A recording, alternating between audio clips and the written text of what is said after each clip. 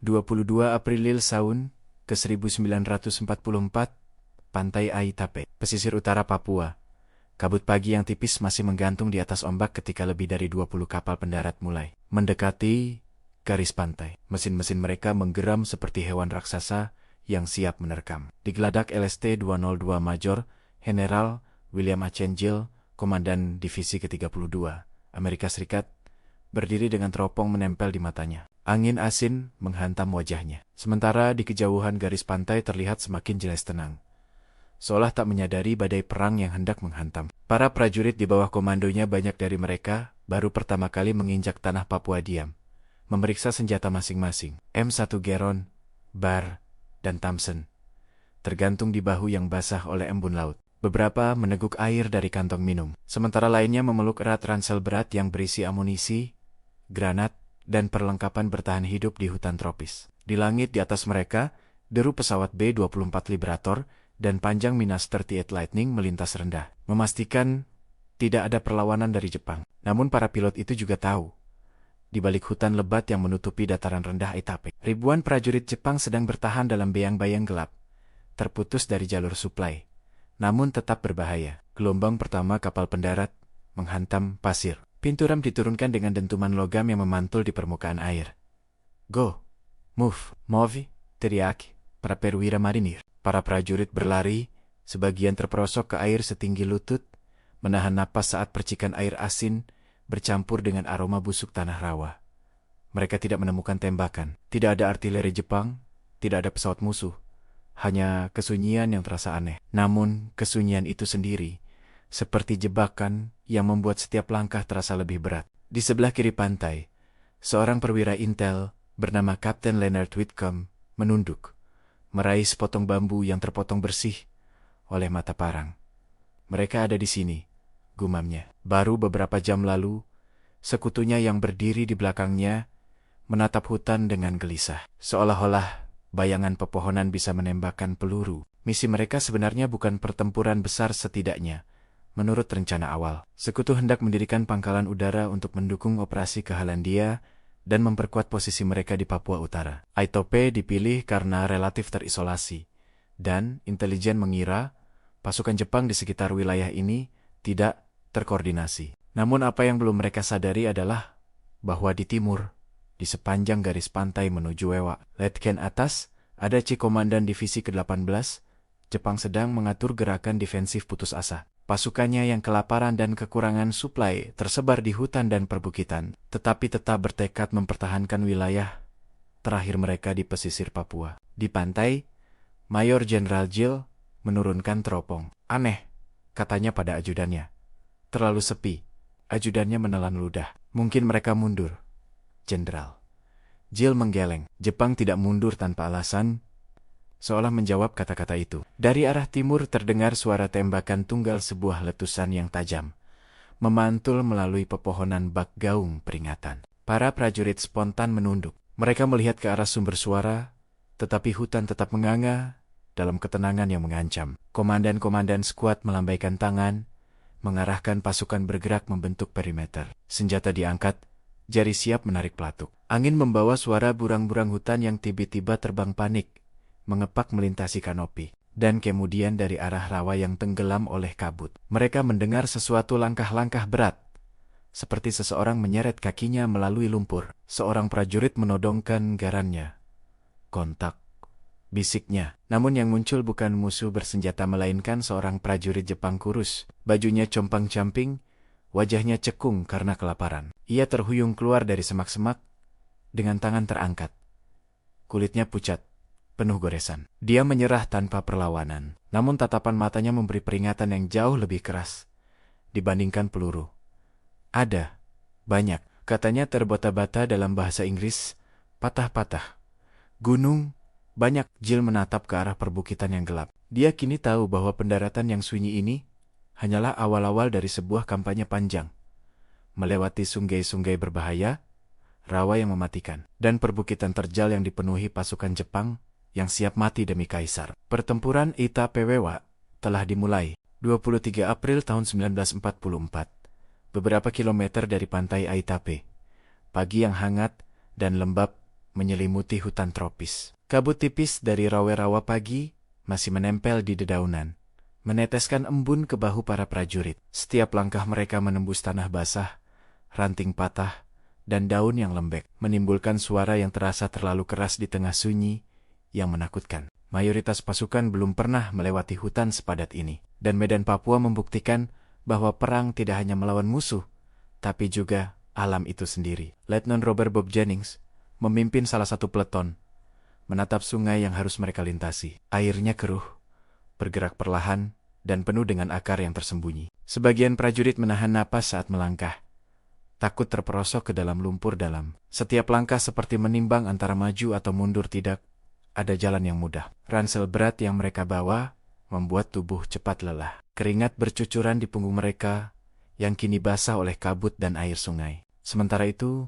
di perbukitan suara senjata jarak jauh terdengar sebagai pengingat bahwa Jepang tidak jauh. Letnan Kolonel Shigeru Nakagawa, komandan Jepang lokal, memerintahkan pasukannya yang tersisa untuk melakukan serangan sembunyi-sembunyi dari ketinggian. Mereka menggunakan hutan sebagai perlindungan, bergerak cepat dan tak terlihat. Serangan mendadak mereka granat, panah mortir buatan darurat. Bahkan, serangan bayonet membuat setiap langkah pasukan Amerika terasa seperti berjalan di atas sabuk ranjau yang tak terlihat. Jennings memeriksa timnya. Sersan Thomas Reed, berpengalaman dari kampanye di Guadalcanal, memberi arahan. Jangan terlalu jauh dari formasi. Jangan menembak jika tidak pasti. Hutan ini adalah musuh kita yang paling licik. Tapi meski waspada, suara tembakan sporadis dari arah timur membuat beberapa prajurit terpaku. Jantung berdegup kencang. Sebuah mortir Jepang meledak di dekat mereka. Percikan tanah dan serpihan kayu menembus udara. Sersan Reed terlempar, tangannya berdarah, tapi ia segera bangkit. "Kita lanjut!" teriaknya, menenangkan para pria yang kaget. Pagi itu, mereka tidak hanya bertempur dengan musuh, tapi juga menghadapi medan yang mematikan. Beberapa tentara terperosok ke rawa sedalam pinggang, hanya bisa diselamatkan dengan bantuan rekan mereka. Ular berbisa dan serangga yang menginfeksi luka menjadi ancaman tambahan. Tubuh prajurit yang lelah harus terus bergerak, karena berhenti berarti tertinggal dan mati. Di tengga itu suara hutan gemerisik dedaunan, teriakan burung, dan desah angin menjadi alarm yang konstan. Di bukit-bukit yang mengapit sungai, pasukan Jepang membangun pos pertahanan improvisasi, menyiapkan jebakan bambu dan parit kecil. Mereka menyembunyikan diri di balik semak dan batu, menunggu pasukan Amerika mendekat. Beberapa unit Amerika, termasuk peleton Jennings, mengalami kontak pertama. Letusan senapan, dentuman granat tangan, dan teriakan campur aduk Inggris dan Jepang mengisi udara yang panas dan lembab. Taktik hutan Jepang sangat efektif. Mereka menembak dari posisi tinggi, mundur, dan menunggu Amerika tersesat di labirin pohon dan semak. Major General Gill, yang baru saja mendarat dengan pasukannya, menerima laporan situasi dari perwira intel. Jepang tidak akan mundur. Mereka malah menunggu di jalur-jalur sempit yang menghubungkan Etape dengan Wewak. Gill menghela napas, menatap peta hutan Papua yang rumit. "Ini bukan hanya perang," katanya kepada ajudannya. "Ini uji daya tahan manusia." Sementara itu, prajurit Amerika mulai merasakan efek dari medan. Kaki yang lecet, infeksi ringan dari luka kecil, dan dehidrasi akibat kelembapan dan panas. Namun semangat tetap dijaga oleh perintah yang tegas dan solidaritas antar pria. Para prajurit saling memberi minum dari kantong, membantu menahan tubuh teman yang tergelincir, dan memberi semangat saat rasa lelah hampir menaklukkan mereka. Ketika malam mulai turun, kabut hutan semakin tebal. Suara hutan berubah binatang malam muncul. Suara sungai terdengar lebih keras, dan langkah kaki Jepang bisa terdengar jelas dari ketinggian. Para pasukan Amerika membuat perkemahan sementara, memasang perimeter defensif, dan berjaga sepanjang malam. Mereka tahu bahwa esok hari mereka harus melanjutkan perjalanan ke Wewak, melewati medan yang lebih berat dan musuh yang lebih siap. Hutan Papua tidak memaafkan kesalahan. Setiap langkah harus dihitung, setiap gerakan diperhitungkan, dan di balik pepohonan tinggi, mata-mata Jepang tetap mengintai, bersiap menyerang kapan saja. 26 April tahun 1944. Sungai Driniumor, perbatasan Aitipe Wewa. Matahari pagi menembus kanopi hutan dengan semburat keemasan, tetapi udara tetap lembab dan berat, seperti selimut panas yang menekan tubuh setiap prajurit. Di tepi sungai Driniumor, pasukan Amerika mulai menyusun rencana penyeberangan. Arus sungai bergerak deras, penuh dengan batang pohon dan lumpur yang dapat menjerat kaki atau merobek sandal jepit yang tipis. Kapten Whitcomb mengamati arus dari pinggir tebing kecil, menandai titik-titik aman untuk menyeberang. Namun, setiap langkah terasa seperti berjalan ke mulut singa. Di sisi hutan yang berlawanan, Jepang menunggu. Mereka telah menyiapkan serangkaian pos tembak tersembunyi, jebakan bambu berisi paku, dan parit kecil yang disamarkan dengan dedaunan basah. Letnan Kolonel Nakagawa memerintahkan unit elitnya untuk melaksanakan serangan balik ketika pasukan Amerika menyeberang. Rencana Jepang sederhana. Gunakan medan berat untuk memperlambat, melelahkan, dan memukul balik. Pukul 09,15. Mortir pertama meledak di sisi hutan dekat Driniumor. Tanah dan air terpental ke udara, membuat sebagian prajurit Amerika terlempar ke dalam lumpur. "Kontak!" teriak salah satu anggota peleton Jennings. Suara senapan, tembakan bar, dan ledakan granat tangan bersatu menjadi simfoni kekacauan. Hutan berubah menjadi arena pertempuran tanpa aturan. Pohon-pohon tumbang, dedaunan robek, dan tanah basah bercampur darah.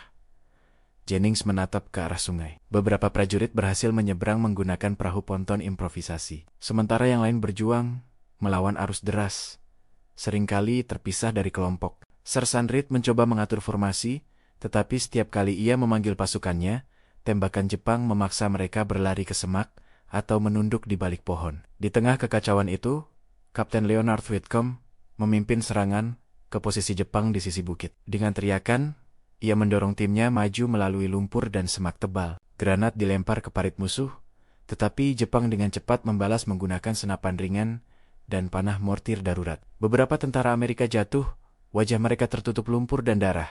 Namun Whitcomb terus maju, menyemangati mereka. "Tetap maju!" Setiap langkah berarti. Di Bahianland, Mayor Jenderal Jill menerima laporan bahwa kontak intens telah dimulai di beberapa titik penyeberangan. Ia menatap peta dan mengatur cadangan pasukan untuk memperkuat serangan. Meski jumlah pasukan Amerika lebih banyak, hutan Papua memberikan keuntungan strategis bagi Jepang. Setiap sudut, setiap akar pohon, dan setiap rawa menjadi alat pertahanan yang efektif. Seiring siang berganti sore, hujan turun dengan deras, mengubah sungai menjadi arus ganas dan tanah menjadi lumpur pekat. Ledakan mortir bercampur dengan suara hujan yang menghantam kanopi, membuat komunikasi menjadi sulit. Prajurit Amerika harus menggunakan sinyal tangan teriak pendek dan koordinasi visual untuk tetap bergerak. Tembakan Jepang tetap menargetkan titik-titik lemah. Mereka menunggu kesalahan, kelelahan, dan ketidaksiapan. Di salah satu pos pertahanan, seorang prajurit Jepang menatap pasukan Amerika yang berjuang melawan arus. Mata mereka penuh ketakutan, tetapi tekad mereka sama kuat. Ia menarik napas dalam, menyiapkan senapan, dan menunggu momen tepat untuk menembak. Di sisi lain, Whitcomb menengadah, melihat posisi Jepang, dan memerintahkan granat berikutnya. Ledakan besar mengguncang bumi, pohon-pohon bergoyang, dan suara teriakan menggema di sepanjang sungai. Malam mulai turun ketika kontak semakin sengit. Hutan Papua yang sebelumnya tampak seperti labirin tenang, kini dipenuhi teriakan, tembakan, dan suara mortir. Para prajurit Amerika membangun posisi, bertahan sementara di sisi barat sungai. Mereka kelelahan, basah, dan lapar, tetapi tekad untuk menembus pertahanan Jepang tetap menyala. Sementara itu, di sisi lain, Jepang mempersiapkan serangan balasan pada fajar berikutnya. Sungai Driniumor telah menjadi garis pertama dari pertempuran yang panjang dan brutal. Setiap langkah ke arah Wewak akan lebih sulit, lebih mematikan, dan lebih melelahkan. Namun bagi Mayor Jenderal Jill dan komandonya, mundur bukanlah pilihan. Jalan menuju kemenangan hanya melalui darah, lumpur, dan tekad manusia. 28 April tahun 1944. Perbukitan menuju Wewak, Papua Utara. Kabut pagi menggantung rendah di antara pepohonan tinggi, menyelimuti medan yang kini menjadi medan perang berat. Para prajurit Amerika yang berhasil menyeberangi sungai Driniumor menyadari satu hal.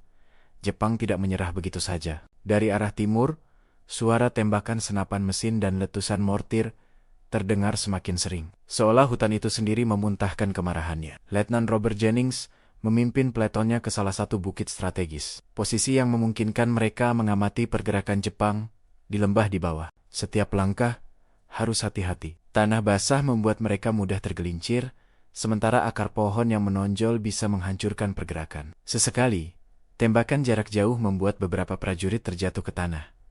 Wajah mereka kotor, bercampur lumpur dan darah. Di sisi lain, Letnan Kolonel Shigeru Nakagawa mengamati pasukannya dengan seksama. Mereka telah menyiapkan serangan balik yang sistematis. Unit sniper bersembunyi di pepohonan, mortir ringan siap meledak di jalur pergerakan musuh, dan pasukan bayonet yang tersembunyi di semek-semek siap menyerang jika Amerika terlalu dekat. Nakagawa tahu, meski pasukannya kekurangan suplai dan makanan, semangat tempur mereka tetap tinggi. Pertahanan terakhir mereka harus menimbulkan kerugian maksimal bagi sekutu. Serangan dimulai pada pukul 10. Mortir Jepang menghantam bukit tempat Jennings dan unitnya bertahan. Ledakan mengguncang tanah, mengirimkan serpihan batu dan kayu ke udara. "Tunduk, tunduk, tunduk," teriak Jennings, sambil menutup tubuh prajuritnya dari serpihan yang berterbangan. Serangan balasan Jepang tidak hanya dari depan. Sniper bersembunyi di pepohonan, menembak dari sudut yang tak terlihat. Satu demi satu prajurit Amerika jatuh. Namun, para prajurit Amerika tidak kalah gigih. Sersan Thomas Reed memimpin sekelompok kecil untuk melakukan flank attack, menyusup melalui semak tebal untuk menyerang sniper Jepang dari sisi. Ledakan granat tangan dan tembakan senapan menandai konfrontasi sengit. Hutan bergetar dengan bentrokan yang semakin brutal. Di tengah kekacauan itu, Mayor Jenderal Gill turun ke posisi depan, meninjau jalannya pertempuran. Ia memberi arahan cepat kepada perwira unit, memperkuat posisi di bukit, mempersiapkan pasokan amunisi, dan mengatur evakuasi bagi yang terluka. "Kita harus menahan mereka di sini," katanya. "Jika mereka menembus bukit ini, jalur ke Wewak akan terbuka." Kontak intens berlanjut hingga sore. Jepang menggunakan kombinasi taktik gerilya dan jebakan alami hutan untuk melemahkan serangan Amerika. Setiap kali unit Amerika mencoba maju, mereka menghadapi parit tersembunyi, reruntuhan pohon, dan tembakan mendadak dari arah yang tidak terduga. Beberapa prajurit yang terjebak harus menunggu berjam-jam sebelum reinforcements datang. Malam menjelang, hujan turun deras, menambah kesulitan. Tanah menjadi lumpur licin, aliran sungai meningkat, dan bau tanah basah bercampur darah memenuhi udara. Pasukan Amerika membangun pertahanan darurat, menyalakan api kecil sebagai sinyal, dan menyiapkan perimeter untuk mengantisipasi serangan malam dari Jepang. Di sisi lain, Jepang tidak menyerang frontal secara besar-besaran malam itu. Mereka memilih mundur perlahan, menahan pasukan Amerika, dan mempersiapkan serangan berikutnya dengan jebakan lebih mematikan. Nakagawa menatap bukit gelap, matanya tajam. "Esok, kita serang balik." Pertempuran etape Wewak memasuki fase baru. Perang hutan yang brutal, di mana setiap langkah, setiap napas, dan setiap tetes keringat menjadi taruhan antara hidup dan mati. Hanya yang terlatih, kuat, dan bertahan di medan yang mematikan, ini yang akan mampu melanjutkan perjalanan ke Wewak. 1 Mei tahun 1944. Hutan lebat di perbatasan Itape Wewak. Matahari pagi menembus celah-celah kanopi, tapi sinarnya tak cukup untuk menghangatkan tubuh para prajurit Amerika yang basah dan kotor. Setelah kontak sengit di bukit, mereka harus melanjutkan perjalanan ke Wewak, melewati medan yang semakin sulit, sungai deras, rawa dalam, dan perbukitan curam yang menantang stamina fisik dan mental. Prajurit Jennings menggerakkan peletonnya melewati jalan setapak sempit yang hanya cukup untuk satu orang. Tanah licin membuat mereka sering tergelincir, sementara semak berduri menimbas kulit dan pakaian mereka. "Hati-hati dengan akar itu," teriak seorang tentara saat rekannya hampir jatuh ke jurang kecil. Setiap langkah seperti menyeberangi rintangan yang dirancang oleh alam sendiri. Di sisi lain Jepang menggunakan medan ini dengan sempurna. Sniper Nakagawa mengintai dari pepohonan tinggi, menembak prajurit yang terlihat di jalur sempit. Beberapa mortir ringan dan ranjau improvisasi menambah kekacauan. Setiap kemajuan Amerika dibayar dengan luka, kehilangan peralatan, dan kelelahan yang semakin parah. Sementara itu, Mayor Jenderal Gill mengawasi koordinasi antar unit dari pos sementara yang dibangun di tepi hutan. Ia menerima laporan bahwa beberapa unit mengalami kesulitan karena kehilangan kontak dengan pasukan utama. Ia segera memerintahkan unit cadangan untuk membuka jalur aman, mengatur evakuasi bagi yang terluka, dan memastikan pasokan makanan dan amunisi tetap berjalan. Hari-hari berikutnya dipenuhi dengan bentrokan sporadis. Jepang tidak melakukan serangan frontal besar, tetapi menggunakan taktik gerilya. Serangan mendadak di jalur sempit, jebakan parit tersembunyi, dan sniper yang menembak dari jarak jauh. Setiap kemajuan Amerika terasa seperti merangkak melalui labirin maut. Di hutan, cuaca semakin mempersulit. Hujan deras dan kabut tebal mengaburkan pandangan, membuat navigasi sulit. Suara-suara hutan binatang, aliran sungai, dan langkah musuh menjadi alarm alami. Setiap gerakan salah bisa berarti kematian atau cedera serius. Sersan Reed memberi arahan kepada unitnya. Jangan panik, bergerak perlahan, tetap dekat dengan rekan. Jangan biarkan musuh memecah formasi kita. Mereka belajar menghargai disiplin dan koordinasi, lebih dari sekadar keberanian. Meski medan mematikan, semangat tetap ada. Para prajurit saling membantu, mengevakuasi yang terjatuh, menyalurkan air dan makanan seadanya. Mereka menyadari bahwa perjalanan ke Wewak bukan sekadar misi militer, tapi ujian fisik dan mental yang akan menentukan siapa yang mampu bertahan hidup. Malam tiba, dan unit Amerika membangun perkemahan darurat di lereng bukit kecil. Mereka menyalakan api kecil, menjaga perimeter, dan memeriksa senjata. Di sisi lain, Jepang menyiapkan serangan balasan untuk Fajar, menunggu kesempatan untuk memukul unit yang lelah dan rapuh. Hutan Papua menjadi saksi pertempuran panjang yang melelahkan. Jalan menuju Wewak masih panjang, penuh bahaya tersembunyi, dan hanya yang mampu bertahan dalam kerasnya medan dan ketatnya perlawanan musuh yang akan sampai ke tujuan.